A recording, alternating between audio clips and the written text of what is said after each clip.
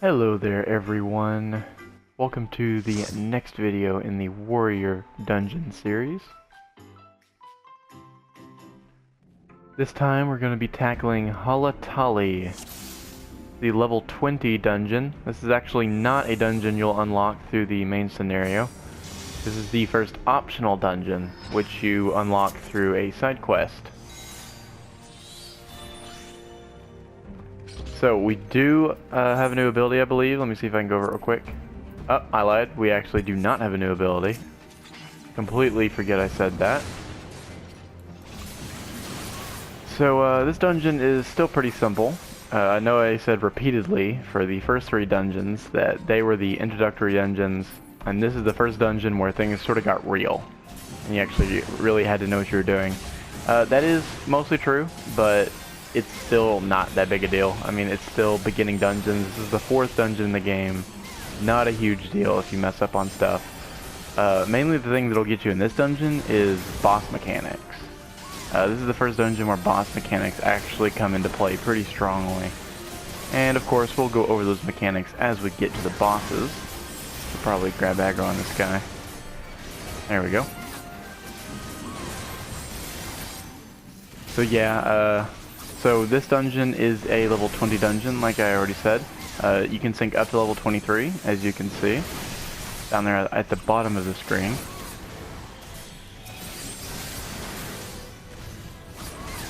So this dungeon is the first dungeon in the game to have hunting log targets.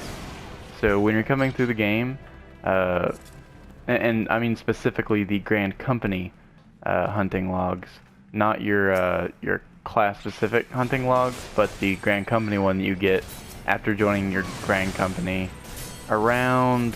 What level is that? I think it's level 20, but don't quote me on that, I could be wrong. But it's somewhere around there anyways. And right at that point you'll unlock the hunting log, and then right here at the entrance here there are a couple types of enemies in that log that you need to kill. And of course, depending on which Grand Company you join, the enemies will be different. However, they will all be in this dungeon, so you don't have to worry about that. Alright, so that bomb right there just used self-destruct. Whenever they do that, you just want to get out of that blast radius, because you'll take super heavy damage if you get caught inside and it goes off. If you're a tank, you probably won't die, but you will take pretty heavy damage. But if you're a healer or DPS, I'm pretty sure it will one-shot you, so you should definitely be paying attention to that. But other than that, pretty much all the trash pulls between the start of the dungeon and the first boss is nothing special. I'm basically just going through and rotating my tanking combo. V-swing, skull thunder, just over and over again. Honestly, tanking at the beginning of the game is extremely boring. But then again, pretty much all classes are boring at their entry levels. So you just got to give it some time, put some time into it, and leveled up, and over time it becomes a lot more fun. So here we are, we've arrived at the first boss, Fire Main. So this boss does have a mechanic. Generally though, you can just skip it, but we'll see what the DPS do. This is a mechanic that pretty much exclusively the DPS take care of. I'll go ahead and mention the mechanic just in case you'd like to do it, but you definitely don't have to. Your healer can just heal through anything that would hurt you, so you should be fine. So as you can see, there's an ad spawning called the Demantis. There's going to be quite a few of those that spawn. They're basically just going to be these little fire orbs. They're going to pop out somewhere. I don't know exactly. Oh, there we go. So as you can see, there's torches lit like in the back of the room over there, and they're coming out of that torch. So what they're doing is they're moving their way towards this center fire in the middle of the room. And if they make contact, like you can see over there, that little train of them, if it hits the fire, it does a small amount of room-wide AoE damage, and everyone takes a bit of damage there. So like I said, your healer can just heal right through it, and it looks like our DPS is just completely ignoring the mechanic, which is totally fine. Cassie can handle it. I guess I should go ahead and mention, while I'm talking about the healer, Cassie is here with me yet again. And also Rumor. They'll probably be making a fairly regular appearance. I really like running dungeons with them. It's very fun. A lot more fun than just running them on your own, you know? It's kind of boring after a while if you just grind dungeons over and over on your own. I mean, sure, you've got other random people with you, but it's just not the same. Just gonna go ahead and pass on that. So yeah, then once you kill that boss, you just interact with this ethereal flow. So that first boss, nothing complicated, very simple, very straightforward. And here we are to the second stretch of the dungeon. So this dungeon actually has a bit of a mechanic in between bosses, which is somewhat interesting. As you can see here, there's a chain winch. Basically, you just need someone in your party to pull that. And as you can see, a chest appeared. Now, there's actually a chance for 3 different things to appear when you pull the winch. You can get either a chest, like we just got right there. You can get 3 lightning sprites, or you can get a bomb. We got 2 chests in a row, so we're doing pretty well so far, getting the lucky drops there. The chests will just have like really basic stuff, like low level potions, low level ethers. I think that's pretty much it at this level. That's really all they're gonna give you. So if they spawn the lightning sprites, I mean, it's basically 3 new enemies, so if that happens, we need to go ahead and get aggro on them.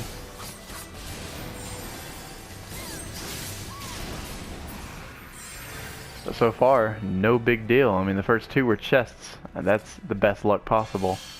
They're doing pretty good so far. Yeah, I did roll on that. I passed on it. Grab aggro on these guys. So there's actually a little hole in the bridge right here, but we don't want to fall down that. That would be bad for multiple reasons. One, because it drops us in between 2 groups of mobs, and that's just bad news bears for us. So normally, if you're with randoms and you don't know your healer, I actually wouldn't recommend you do this pull. I'd recommend you just pull those first 2 little groups that I did at first, and then ignore this little group that I pulled last. Just pull that separately. But I know that Cassie is a very good healer, so I'm going to push the envelope a little bit. Everything should be fine. So in these beginning dungeons, before you get your tank stance at level 30, sure, it's okay to use overpower. Like, just if you need to use it 3 or 4 times back to back, just do it. Sure, you're gonna burn through your TP really quickly, but it's better to keep aggro and not be able to attack, or at least not attack as frequently, than to not be able to attack at all and have no aggro.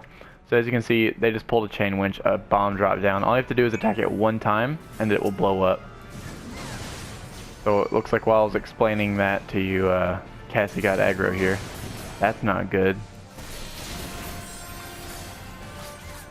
We don't want our healer to die. That'd be all kinds of bad. And it doesn't even matter what dungeon you're in, really. Even the lower level dungeons, if your healer dies, you're kinda screwed. There's not really much you can do to come back from that. This guy decided to join the fight here. I didn't say he could. I didn't give him permission, but I guess he doesn't think he needs it. So I actually did lose aggro on that guy right there. I'm sitting here trying to use Butcher's Block. Wow. That's a level 30 ability, in case you didn't know. Obviously can't use that here when I'm only level 23. But yeah, I didn't give that guy permission to come over here, so he got wrecked. So as you can see on the right side of the screen there, we got 5 total chain winches. This one right here is number 4. We got a chest. Look at that. We've gotten almost perfect luck. We haven't gotten any sprites yet, so we got 1 more winch here. Let's see if we get good luck or bad luck. Wow, another chest. I can't even believe that. That's insane luck. Not like it really makes a huge difference in this dungeon, but still, out of the 5 chests, or out of the 5 winches, we got 4 chests and a bomb. The best possible way to get those is 5 chests. 5 bombs, not really that big a deal though. I mean, you hit them once and then they just blow up. You can avoid them, easy peasy. It's when you get the lightning sprites that it's annoying, and it seems like almost every time I do this dungeon, it's lightning sprites like every single time. But this run through, it was gracious enough to not even give us lightning sprites 1 time, so we were lucky there. So I'm just going to go ahead and jump down here because why not? It doesn't really matter, just attack the boss. I'm actually going to draw him over here, and you'll see why in just a moment. Doesn't really matter where you tank this guy. You can tank him facing any direction. I don't know if I mentioned this in my previous videos or not, but as a general rule of thumb, if you're not exactly sure what a boss mechanic entails, it's always better to keep the bosses back to your team, to your party. So that way, they have a lot easier time getting positionals off. Because certain classes, like especially Monk, that relies on positionals to do the most amount of damage. And even classes like Ninja, they have a couple, I believe, and Samurai has a few. There's just quite a few classes that rely on positionals to do extra damage. Dragoon, I think, has a few positionals. So it's generally good to have the back of the enemy facing your party, sort of like this right here. And then your DPS or your healer, whoever, they can just move around the enemy and attack positionals where they need to. Whereas for us, we really don't need to hit them anywhere but the front. At least to my knowledge, I don't think any of the tanking classes have any positional abilities. I could be wrong on that, but I can't remember any off the top of my head.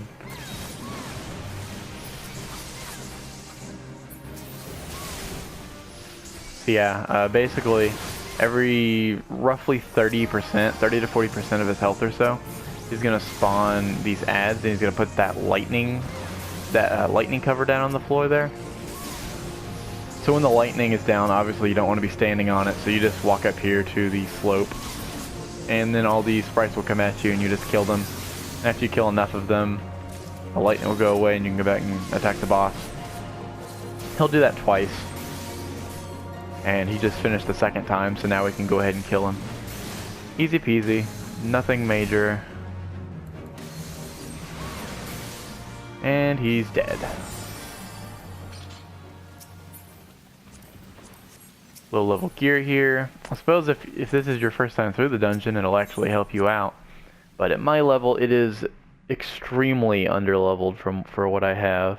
It's got like a couple stats on it. Like, let's look here. That has like 2 vitality, 2 intelligence. My hat has 117 vitality, 104 strength. So yeah, it's got way more stats.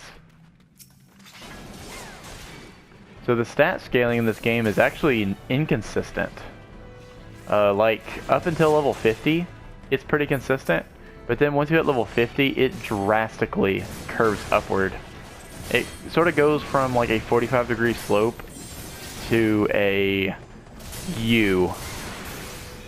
I kind of forgot what they call those grams, the diagrams.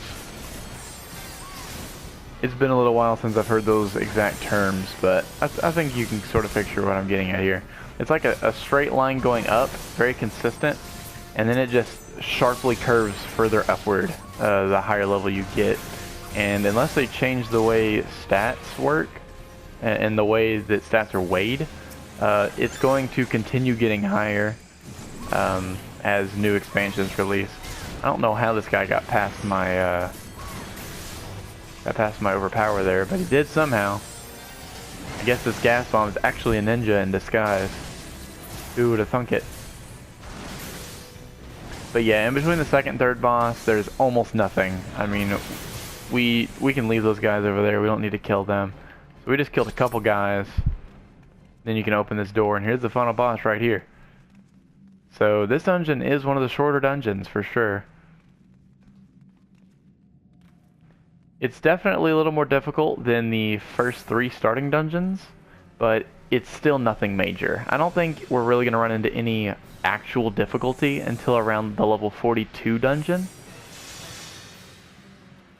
Or rather 41 dungeon, which is Stone Vigil. Once we get there, Stone Vigil, at least for me, was sort of the first dungeon I had actual issues with my first time through the game. So here's Tengata here. This guy has a couple mechanics. First of all, once it gets to about 90%, he's going to drop a fire circle, and he's not going to move out of it, so you can run away. Don't worry about that. So he's going to spawn these fire sprites way in the back of the room, and he's going to spawn 3 of them. So I just ran back there to help him kill them. Help the party kill those guys, and then you just come back over here and tank him. About another 10% of his health, and he's going to do it again.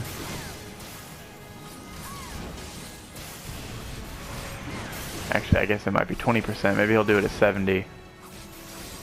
Yeah, there he goes. Okay. So he does it once at 89, 90%, and again at 69, 70%. So I'm just coming back here to help. I'll go ahead and run back up here. Let them get the third one. So there is another mechanic. It's basically the same mechanic as from the first boss in this dungeon, the fire main. There are going to be some Demantis, these little floating fire orbs that spawn from the torches on the sides of the room. And they're just going to come towards the boss, and if they touch the boss, it's going to do a small amount of room-wide AoE damage. Again, something your healer can just heal right through. It's really not any complication at all. Although, if you do want to kill them, it's nothing major. I mean, you go up and hit them once or twice, and they're dead, so you can hit them, you can kill them, you don't have to, it really doesn't matter. As you can see, it does like very little damage for each one that hits you. And there you go, that's it. That is Halatali. Go ahead and vote for the DPS there. He did good. I don't need that. So yeah, that was Halatali, the level 20 dungeon, and the first dungeon of the game that is not unlocked through the main scenario quests. It is a side quest unlocked dungeon, and there's quite a few of those as you go throughout the rest of the list. Let's see, which ones are optional here? Sunken Temple of Karn, that's an optional dungeon. Cutter's Cry is an optional dungeon. Zamel Darkhold and Arm Vale, those are both optional dungeons. And then there's a big list of level 50 dungeons, and every single one of those are optional except for a few. Mainly these few down here. But we'll go over those when we get there, and it's going to be quite a while until we get there. But yeah, that's it for Halatali. Said that a couple times, but there we go.